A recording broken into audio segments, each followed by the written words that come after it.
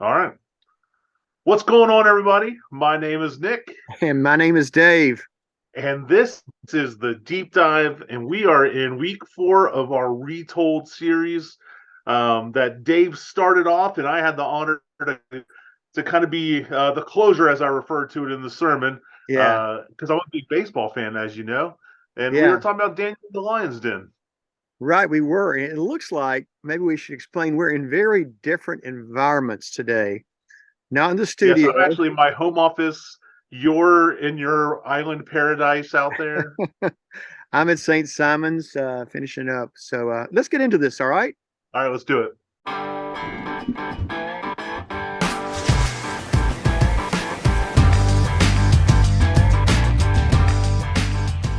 Well, Dave, like you said, we are in very different spaces at the moment, but we were able to collaborate on a time that we could get the deep dive out. Uh, what are you doing over in St. Simon's? I heard you had a little fun this morning, especially. Well, we've been on a family vacation. Teresa and Esther, and then my daughter and son-in-law and their dog. And so we've had a great time. It just goes by so fast, you know. And so we're on Monday and coming back tomorrow, and I'm in the panic mode of like it's almost over. But we've had a really good time. A lot of fun at the beach. This morning we went on a dolphin ride, dolphin cruise, whatever they call it. This is the second one I've been on, and both times we saw no dolphins. So You they didn't see just any advertised dolphins? we saw no dolphins. Oh, that's such a rip. I've never been on one that I haven't seen like multiple. I've been on two in my life. Teresa has been on several too that she's seen them, but no dolphins. Uh, we think we might Yikes. have saw manatee. Oh, Uh, that's cool. Manatees are awesome. they are. We think we might have seen one. Oh, he's just kind of a gray shadow in the water. It was a nice, yeah, yeah. People said they saw it, and when I looked, I don't know. But Oh, anyway, it was good. So anyway, how are things back in Hickory Flat? things are good. Yeah. We're just holding down the fort, anxiously awaiting your return. But yeah, had a good I, weekend. I got I got one question before we get into it this morning. Yeah, But is how was Olivia's week at Camp Listen? No, she was there last week, and I know there was a lot of yeah. rain last week. There was a lot of rain, and it did put quite a damper on.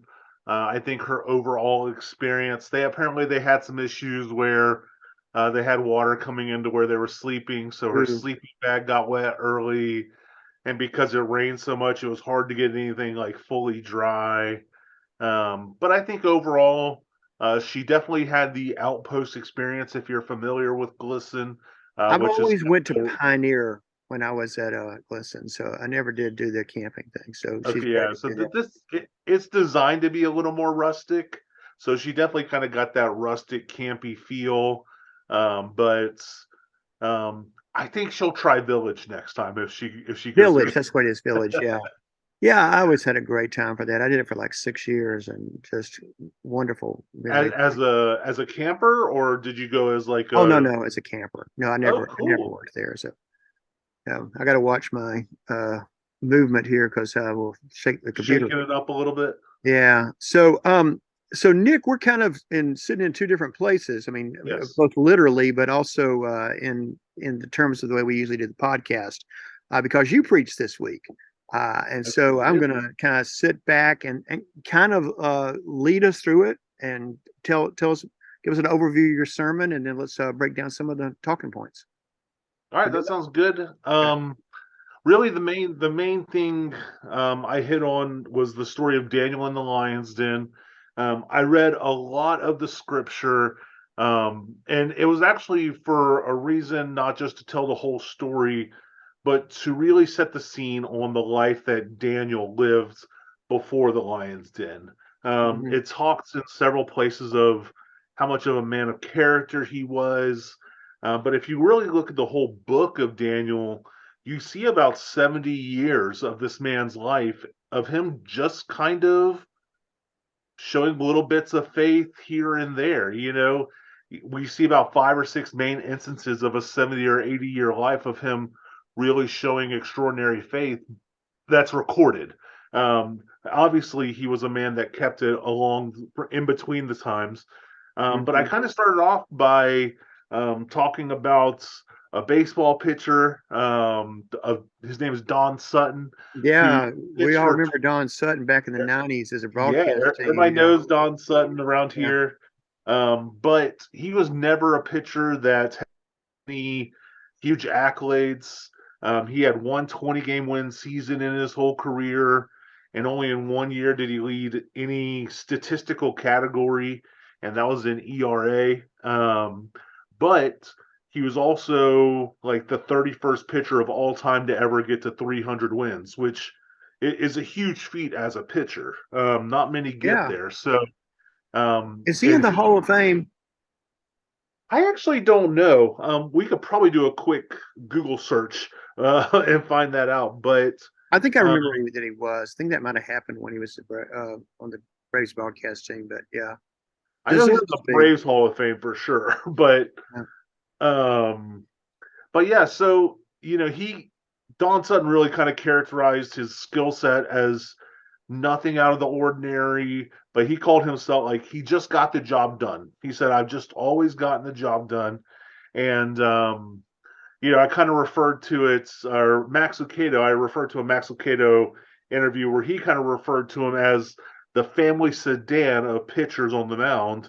And I kind of felt like Daniel had that similar story. Like, we don't see him do a ton of like crazy things, but he's just steadily showing up and being faithful to God along the way. So, Hmm. um, you know, just a quick synopsis of some of those things was he was taken captive right around 10 years old with three of his buds um, from Babylon, or and got sent to Babylon to kind of be a servant of King Nebuchadnezzar, sorry, and he he ends up asking to have a different diet than the rest of the people that the king was feeding and helping get like wine and stuff like that.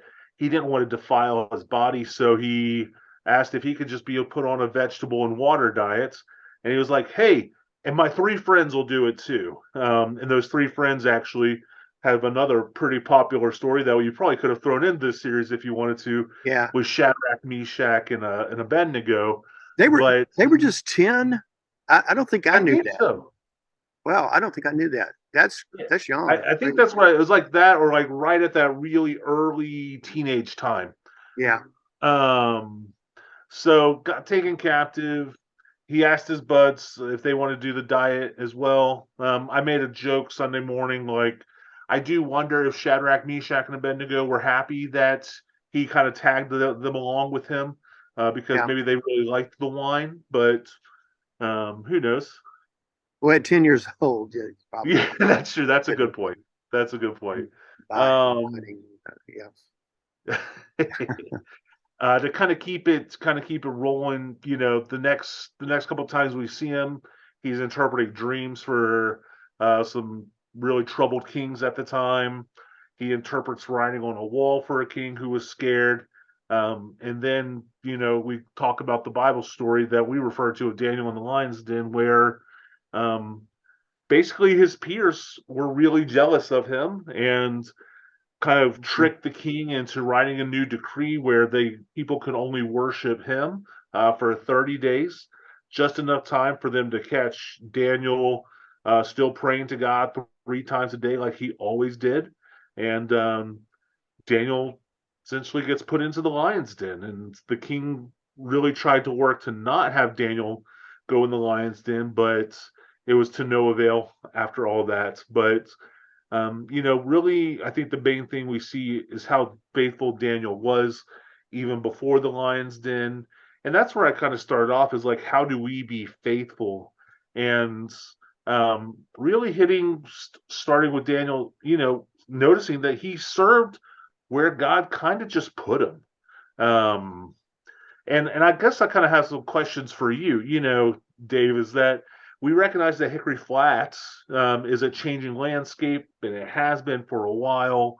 Um, what do you see kind of in the Hickory Flat community as You're not new, but you've been here a couple times, but A you've couple been of here at years, two yeah. different times. Almost 2 years exactly now. Yeah, Yeah. coming up on. So what do you see in the community that what maybe we're reaching it, maybe we're not as a church, but what's the community look like to you? I think the community is we just study the demographics. We've seen there's a lot of 55 plus communities, a lot of young families. I think the feel of the community is though that it is a suburban community of people that have come outside of maybe a closer to the city suburb, seeking a little bit better life, seeking a little bit better piece of property, maybe seeking some better schools. You definitely have a lot of mixture of those kinds of people, along with the 55 plus who have moved here because their grandchildren are here.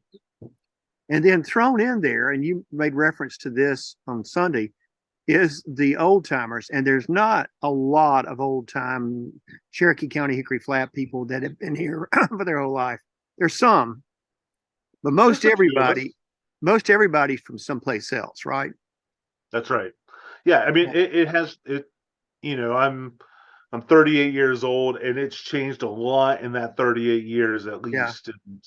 And I think I kind of told you guys like I was at a Bojangles and somebody introduced me as an original Hickory Flatter, which I was like, oh wow. But I was like, man, there's not a lot of people who grew up in this area around anymore because like I think like you said, you know, it as the city has kind of come out this way, people are looking to move on and move out, and the people who are staying because their grandkids are here or their family plot's still around or whatever. So Yeah. um, I think in some ways it's sad for the Hickory Flat area, but it's also um, it brings a lot of new excitement and energy and opportunity for the church, and I really think as the church,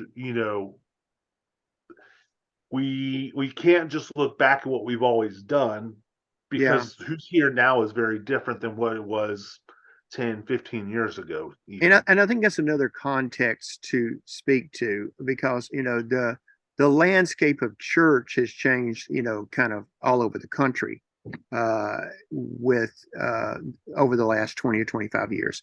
Yeah. But even in Cherokee County, you have some churches, very large churches that weren't here. Yeah, they weren't here 20 years ago. And most of them are probably 10, 15 years old that are huge. Yep. Uh, and so, this kind of people are looking for different reasons of going to church. Uh, but I think you can distill it back in,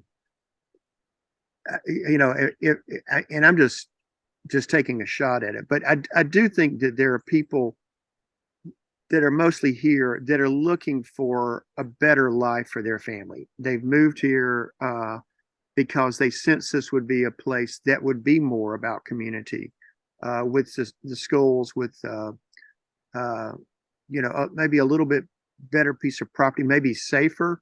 I mean, I live in Holly Springs.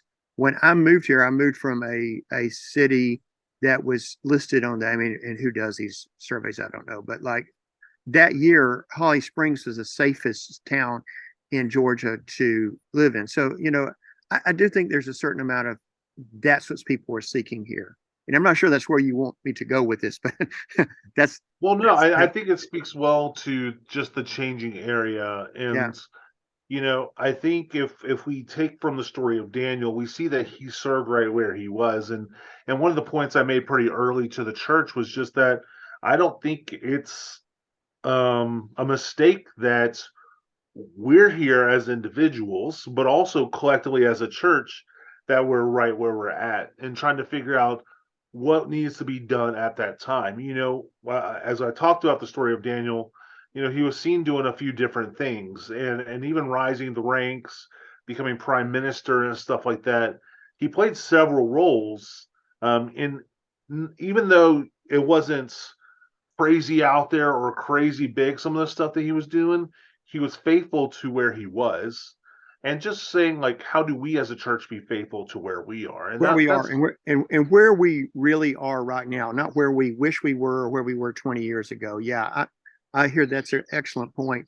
And I loved what you said, about the Don Sutton, the family sedan, and then you used the example of Craig Shearer, or just people who were just faithful where they were in those moments in that time, because that's yeah, what we have before us. We can't really go back and do the past, and we can't imagine what the future is. It's just what is right before us to be faithful in that time, and the difference that it makes. I mean, in oftentimes, I mean, yeah, the really big hero people, yeah, they do have influence, but when it comes down to people who have really personally shaped our life, it's usually someone like a Craig Shearer was for you.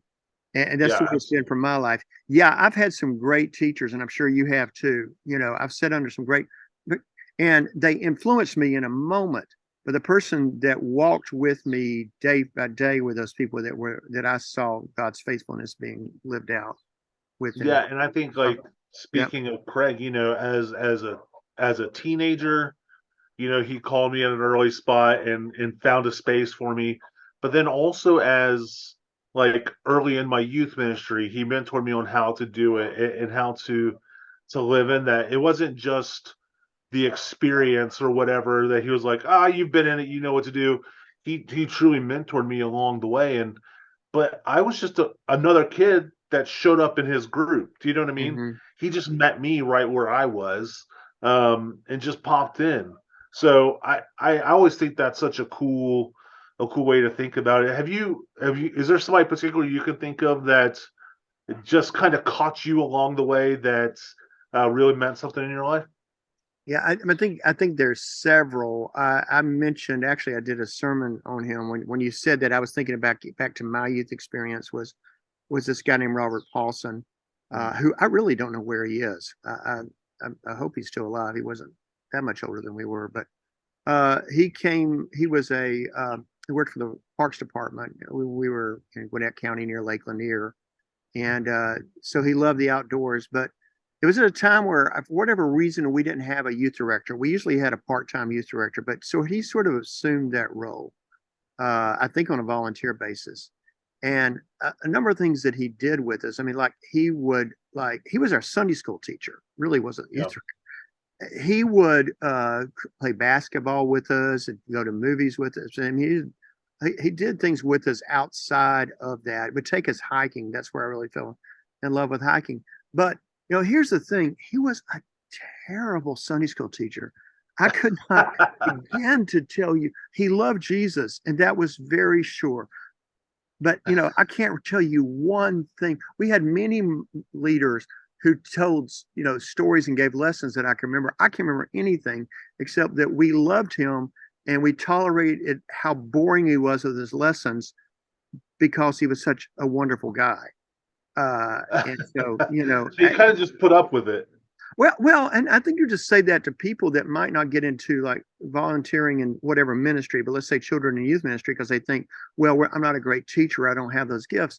It's watching someone's lifestyle and watching. That was really the important, impactful thing. And where I did see him shine was when we were in his element, and he would take us out hiking, someplace, and he would talk to us about the trees or nature or stuff like that.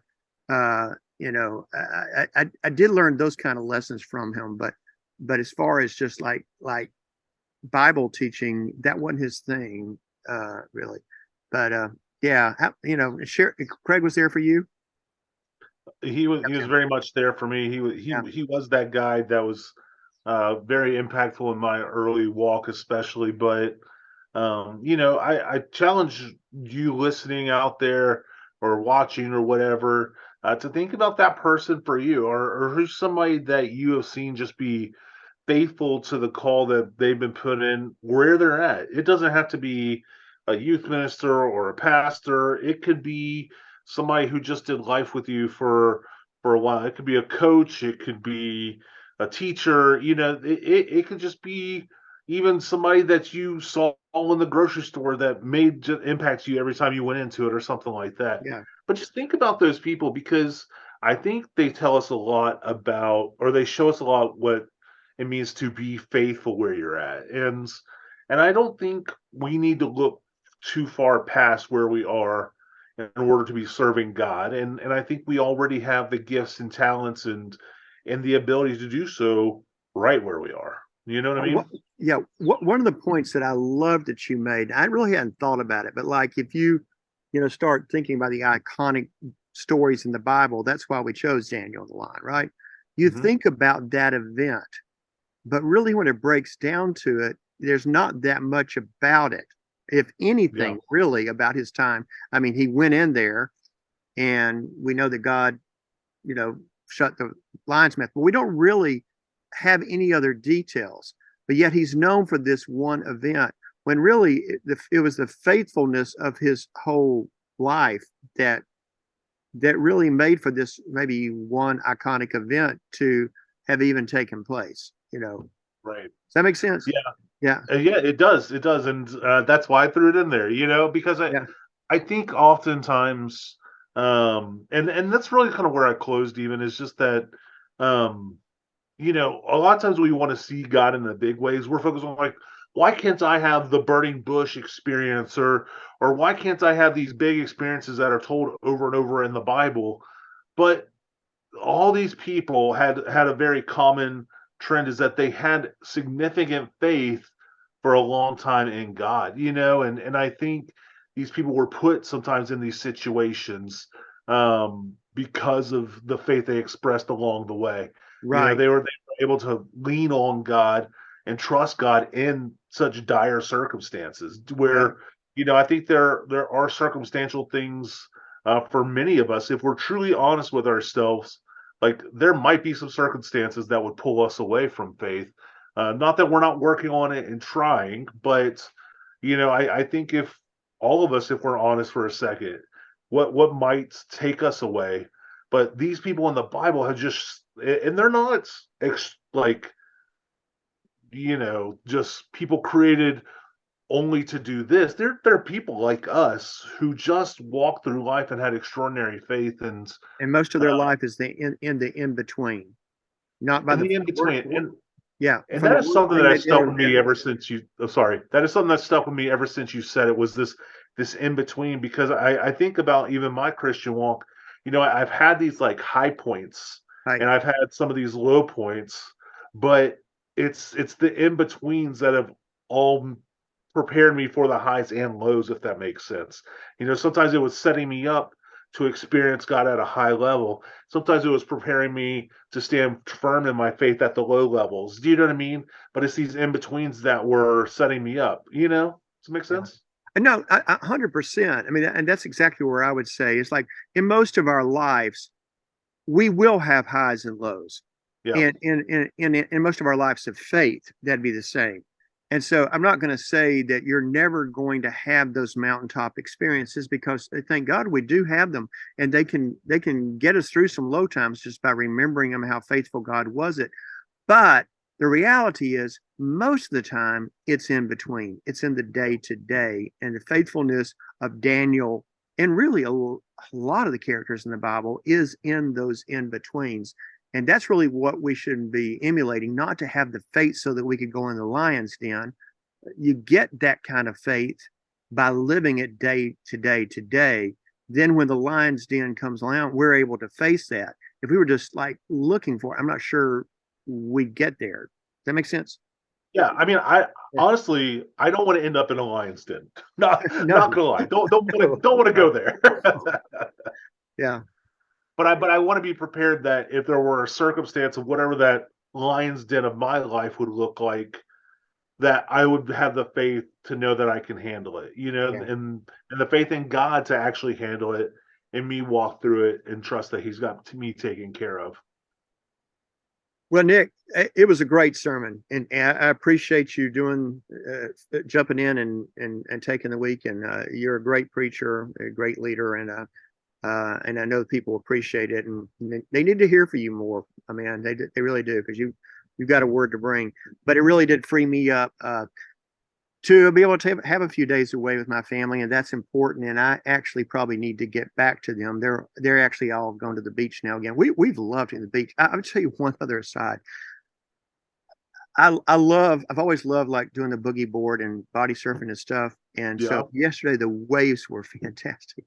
I am so beaten up today. I feel like I've been in a boxing match. I'm just getting too old for that stuff. And really, you think about it, your body gets treated pretty rough. It's like, It does. getting playing Especially when football those and getting waves are knocked. pounding. If you don't get past that break zone, man, you're done. I'm pretty beaten up today, but I want to go back and do it again because it's the last day. But anyway, There and you I go. got some commitments too. But a wonderful sermon, and next week we'll be back in the studio. But I'm glad we could do this, and I thought it was an important sermon to talk about. So I'm glad we have this technology so that we can do this when we need to. Absolutely. Well, Yeah, thank you for giving me the opportunity. There's some pastors who are very protective of their pulpit and that stuff. So I do want to say thank you to that. And I do want to leave the people with just one last sure, little do thing. it. And, Yeah, and and it actually was brought up to me afterwards that somebody came up to me and just they said the one of the most meaningful things they thought came out of it was the fact that they don't have to be the Porsche. They don't have to be these big names.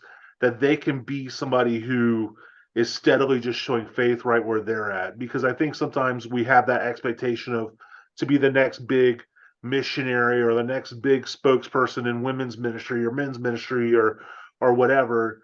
But sometimes it's just about being faithful and using what God has given you, no matter how big or small it might appear in the grand scale of like popularity or whatever, but it really was something that stuck to me here in the story, but also something I wanted to reiterate is that like we all have a piece and a part, and it's a love that. beautiful thing that you got the gifts you have. It's a beautiful thing I have the gifts I have, but it's also a beautiful thing that there's people out there who um, are like the Cheryl and Craig Hunter who come and water plants to keep things beautiful and just do the small things necessary out Yeah, there. Or the people like Bob Cox who are in the back always and prepping and making sure everything looks good for Sundays. You know what I mean? Like people you're who are just faithfully serving with what they have. I love I know what you mean. I love it, and I love that. I've talked about the in betweens. I think I've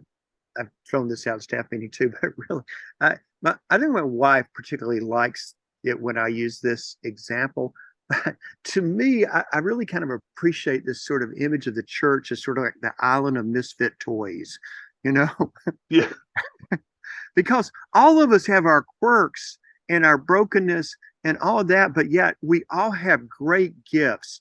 And so if we're just looking to be Porsches, if we're just looking to be that star, toy on the shelf or whatever, I actually, when I see that, when somebody seems to be a little bit too perfect, I get a little suspicious. But when you see God working out in the quirkiness and the brokenness and the imperfections, I mean, it's a beautiful sight to me. I love it. absolutely. Yeah, Well, yeah. Dave, I don't want to keep you up anymore. I want to hear all the stories about you body surfing or boogie boarding and all that. Yeah.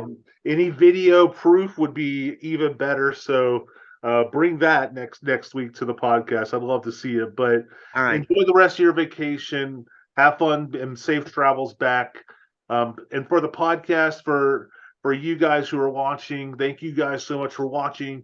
If you guys have any feedback, any questions, anything you'd like to bring up, anything that stuck out to you, we'd love to hear it in the comments section and the email. Y'all know where that's at. Without any further ado, thank you guys for watching. Dave, you have anything to add? I know, God bless, starting on a new series on the book of Proverbs this Sunday. So look forward to that. And we'll see you on Sunday. All right. We'll All see you right. guys next time. Take All care. right. Bye bye.